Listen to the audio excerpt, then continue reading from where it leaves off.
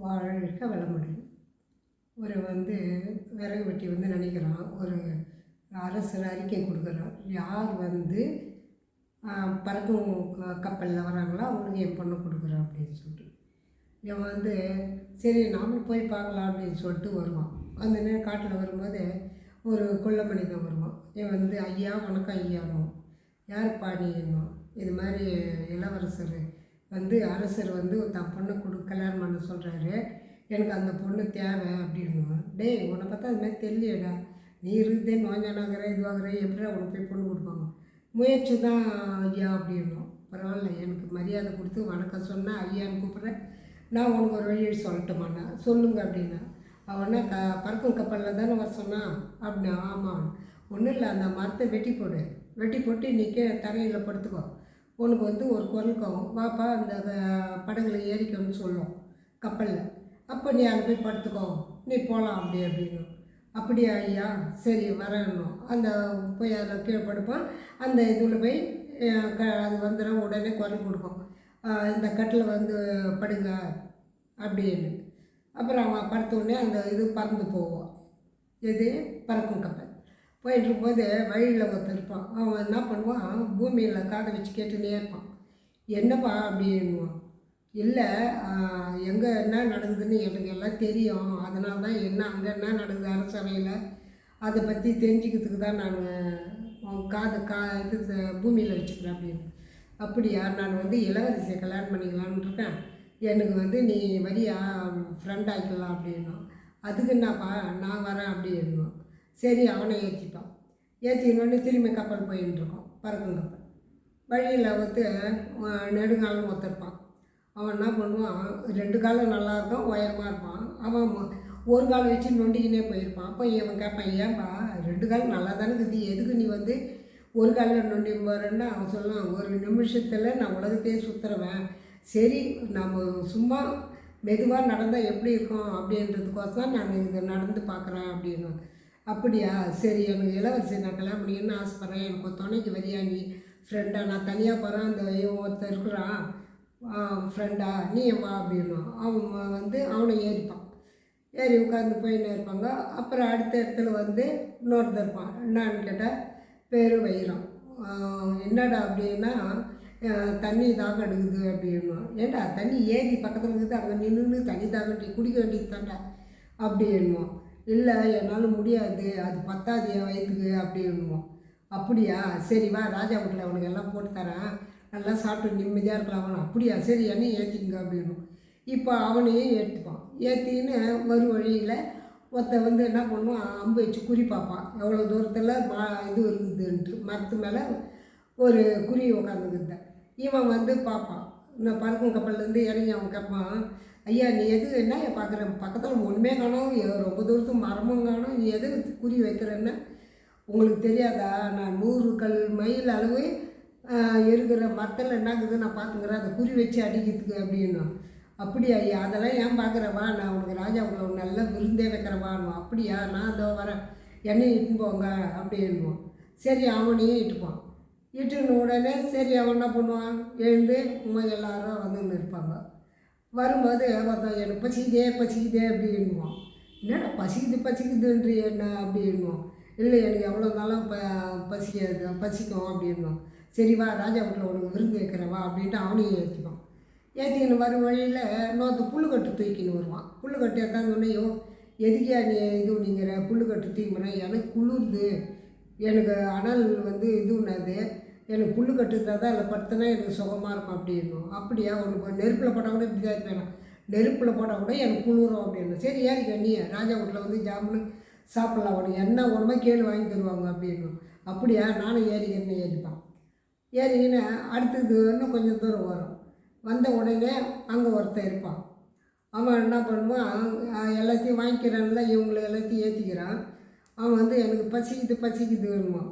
பசிக்குதுன்னு உனக்கு எல்லாம் நான் தரேன் அப்படின்னு சொல்லிட்டு அவனையும் ஏற்றிப்பான். ஏற்றின்னு வந்தவுடனே அரசருக்கு வந்துடுறாங்க. அப்போ சில அரசர் இவனை பார்த்தா பிடிக்கல, அவனை நோஞ்சா மாதிரி இருக்கிறானே, இவன் என்னத்துக்கு இது பண்ண போகிறான் அப்படின்னு சொல்லிட்டு. அப்போ தான் சொல்லுவான், நீங்கள் என்ன செய்ய சொல்கிறீங்கன்னா நான் செய்கிறேன், அப்புறம் நீங்கள் பொண்ணு கொடுங்க எனக்கு அப்படின்னும். அப்படியா, சரி அமைச்சரே என்ன முதல்ல என்ன சொல்ல போகிறீங்க சொல்லுங்கள் அவங்கள்ட்ட.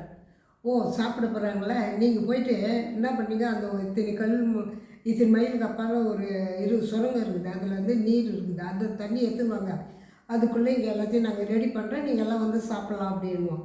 இவன் சொன்னான், நீ விருந்து வைக்கிறதே 1 மணி நேரத்தில் முடியும், நான் எதுக்கு அவ்வளோ போய் தண்ணி எடுத்துன்னு வர முடியாதுல்ல அப்படின்னு நினச்சிருப்பான். அப்படி நினச்சிட அந்த நெடுங்காலம் இருப்பான். அவன் வந்து சொல்லலாம், நீங்கள் எதுக்கு கவலைப்படுற, அங்கே நான் போய் எடுத்துன்னு வரேங்க தண்ணி சொல்லிட்டு இவன் தான் 1 செகண்டில் போயிடுவான்ல, உலகமே சுற்றுறோன்னு வச்சேன். போய் தண்ணி எடுப்பான். தண்ணி எடுத்தோம்னாச்சு விருந்து 1 மணி நேரம் இருக்குதுல்ல, நம்ம போய் மரத்தாண்டி படுத்துக்கலாம், கொஞ்ச நேரம் தூங்கி எழுந்து போகலான்னு அவன் படுத்துருப்பான். இங்கே டைம் ஆகிட்டு இருக்கு. அப்போ இவன் சொல்லலாம், என்னடா போனவனையும் காணும், இவன் வேறு விருந்து முடிவு பொழுது அப்படின்னு சொல்ல கவலைப்பட்டிருப்போது அந்த அம்பு விட்டான் பாரு. அவன் வந்து இருப்பா நான் வந்து அவனை கூப்பிட்றேன் அப்படின்னு. எப்படி இரு நான் ஒரு அம்பு விட்றேன், அது நான் தான் 100 மைல் அளவு போகணும்னு சொன்னேன்ல, அது மாதிரி போய் அந்த மரத்தில் பட்டு அந்த மரத்தில் இருக்கிற பழம் ஊழ்ந்த உடனே அவனுக்கு ஐயோ தண்ணி ஏற்ற போனால அப்படின்னு சொல்லிட்டு தூக்கின்னு ஓடியாமா. 1 செகண்டில் வந்து இங்கே நின்றுடுவான். ஏற்றாந்து கொடுத்தோடனே அரசர் கேட்பார், எங்கப்பா அப்படின்னு, அந்தாங்க தண்ணி அப்படின்வோம். இது மெய்யான தண்ணி தான். இல்லைங்க நீங்கள் சோதிச்சு பாருங்கண்ணா. சோதிச்சு பார்த்த பிறகு தான் அங்கே ஒன்றுமே நல்ல தண்ணியாகவே இருக்குது. சரி ஓகே அப்படின்னுடுவோம். சரி முடிச்சிட்ட உடனே சரி அப்படின்னும். அப்போ வந்து சொல்ல அமைச்சர்னா இவன் எதுலேயும் ஜெயிச்சிட்டான், சரி அடுத்தது என்ன பண்ணலாம் அப்படின்னு சொல்லலாம். ஒன்றும் வேணாம், நல்ல ஆட்டுக்கறி எல்லாத்தையும் போட்டு ஒரு இத்தனை கிலோ போட்டு கொடுத்துரு, அவங்க யாருனாலும் சாப்பிட்டா கூட மீதியாக தான் இருக்கான், அப்போது அவனை வேணான்னு சொல்லிடலாம் அப்படின்னு. சரி சாப்பாடு எல்லாருக்கும் போடுவாங்க. போட்ட உடனே சாப்பிட்றதுக்கு கூப்பிடுவாங்க. கூப்பிட்டோடனே இவன்னா சொல்ல, நான் எப்பறம் இவ்வளோ சாப்பாடு சாப்பிட்றதுன்னு. அப்போ வரான்ல பெருவயிறு, எனக்கு பசிக்குதுன்னு அவனை கூப்பிட்டு, இல்லைங்க என்னால் வர முடியாது, என் நண்பனை அனுப்புகிறேன் அப்படின்வான். சரி அவனை அனுப்பிடணும். உங்கள் 4 பேராலே சாப்பிட முடியாது, அவன் ஒருத்தனை அனுப்புகிறேன். இல்லைங்க அவன் முன்ன சாப்பிட்டு வரட்டா, அப்புறம் நாங்கள் சாப்பிட்றோம் அப்படின்னு. இவன் போன உடனே எல்லாத்தையும் சாப்பிட்டு முடிச்சுன்னு பசிக்குதேன்னுவோம். ராஜாவுக்கு ஒன்றும் புரியாது. அமைச்சர் என்ன இவன் எவ்வளோ தூரத்துக்கு பசிக்குதுன்றானே அப்படின்னும். இல்லையே அப்படின்னும். இன்னும் இருந்தால் ஏத்தாங்கண்ணா இல்லைப்பா எழுந்துடுவோம். சரி இதுலேயும் இவன் ஜெயிச்சுட்டான், அடுத்தது என்ன போட்டி வைக்கலாம், இவனை கழிச்சு கட்டுறதே பார்க்கணும் நம்ம, அடுத்தது என்ன பண்ணலாம் அப்படின்னு சொல்லுவான். ஒன்றும் இல்லை, இப்போ வந்து இதுன்னு சொன்னான்ல எரியுதுன்ட்டு. அப்போ அவன் என்ன பண்ண, இந்த ரூமில் தீ மூட்டிட்டு அதில் அவனை போக சொல்லலாம் அப்படின்னும். அப்போ வந்து அவன் சொல்லுவான், அவன் தான் எப்பவுமே எனக்கு குளிர்துன்னுவோம்ல, அப்போ வந்து நீங்கள் 4 பேர் ஒன்றா கூட உள்ளே போய் படுத்துக்குங்க அப்படின்னுவான். நெருப்பு மட்டும் தான் இவன் சொல்ல. ஒன்று வேணா நான் என் ஃப்ரெண்டே அனுப்புகிறேன்னு சொல்லிட்டு இவனை அனுப்புவான். இந்த புல்கட்டு வச்சுன்னுட்டு அனுப்பிச்சோடனே அவன் நல்லா தூங்குவான். அவனை அனல் தானே அவனுக்கு தேவை. தூங்கினோடனே மறுநாள் ராஜா வந்துடும், இவன் இறந்துட்டான் அப்படின்னு சொல்லிட்டு வந்து பார்க்கலான்னு பார்த்தா ஏந்துவான். ஐயோ 10 வேலை இன்னும் கொஞ்சம் தீ அதிகமாக போட்டுக்கூடாது, குளிர்துங்க, என்னால் குளிரே தாங்க முடியலைங்கண்ணா. அடா பாவி, இவன் ஃப்ரெண்டே எப்படிங்கிறானே, இவனும் எவ்வளோ வலிமையாக இருப்பான்னு நினச்சிங்க. சரி விடு சாப்பிட்டேன். சரி நாளைக்கு ஒரு போட்டி வைக்கிறேன்னு. சரி வைங்கன்னுவான் இவன். சரியா என் அரசே இது எல்லாத்தையும் ஜெயிச்சிடலாம், ஆனால் ஒன்று ஜெயிக்க முடியாதுன்னு என்னன்னு கேட்பான். அப்போ தான் அவன் சொல்லுவான், ஒன்றும் இல்லை, அவன் வந்து இந்த நாளைக்குள்ளே உங்கள் படையை விட அவங்க படை பலம் அதிகமாக இருக்கணும், அது மாதிரி அவனை வர வைக்க சொல்லி பார்க்கலாம் அப்படின்னும். அப்போ வந்து இவன் நினச்சிட்டு இருப்பான். அந்த விறகு கட்டு கொடுத்தான் பாரு, அவன் என்ன சொன்னான், ஒரு விறகு தட்டினா ஒரு படையே வந்து நிற்க வீரருங்க அப்படின்வான்ல, அதனால் ஒரு விறகு கட்டத்து நீ தட்டுருவோம். தட்டினா அந்த அரண்மனை சுற்றி படைகள் நிற்பாங்க. இதை ராஜா ஏன்னு வந்து பார்ப்பான். ஐயோ அமைச்சர் சொல்ல, நம்மளதை விட டபுள் மடங்காக இருக்குது, இவன் ரொம்ப பெரிய ஆள் தான், இவனை நம்ம ஒன்றுமே பண்ண முடியாது, நீங்கள் நோஞ்சான்னு சொல்லாதீங்க, அவனுக்குள்ளே எவ்வளோ இருக்குது திறமை பாருங்கள் அப்படின்னு சொல்லிட்டு சொன்ன உடனே சரி தலையெழுத்து, அவன் கல்யாணம் பண்ணிக்கணும்னு விதி இருக்குது அப்படின்னு வச்சு, சரி வாப்பா நான் அவனுக்கே திருமணம் பண்ணுறேன்னு. இவங்க எல்லாம் உதவி பண்ணாங்களா, எல்லாரும் ஐயா நீங்கள் எங்களுக்கோசம் உதவி பண்ணல, அது ராஜாவுக்கு தெரியாது, அதனால் நீங்கள் எங்கள் கூடவே இருங்க, உங்களுக்கு எல்லாம் தேவையானதெல்லாம் இப்போ நான் அவளை கல்யாணம் பண்ணிப்பல, என் ராஜ்யம் தானே, உங்களுக்கு எல்லாமே நான் இது பண்ணுறேன், உங்களுக்கு ஹெல்ப் பண்ணுறேன் அப்படின்னு. அப்படியா நண்பா, நாங்கள் எல்லோரும் இங்கே இருக்கிறோம்.